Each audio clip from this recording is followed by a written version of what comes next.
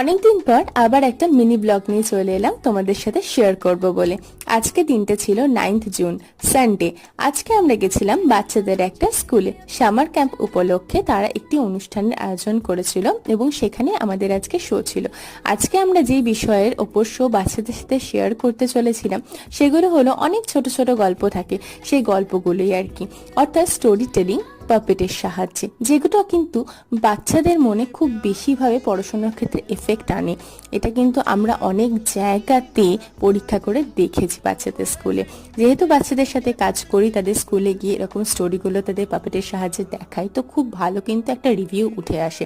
ঠিক আজকের দিনেও আমরা কিন্তু বাচ্চাদের কাছ থেকে খুব ভালো রেসপন্স পেয়েছিলাম, কারণ আমরা যেগুলো কানে শুনি বা বই দেখে পড়ি, তার থেকে যদি আমরা ভিজুয়ালি সেই জিনিসটাকে দেখতে পারি, সেটা কিন্তু আমাদের মধ্যে খুব ভালোভাবে গেঁথে যায়। তো সেখান থেকে সেই দিনে এই ছোট্ট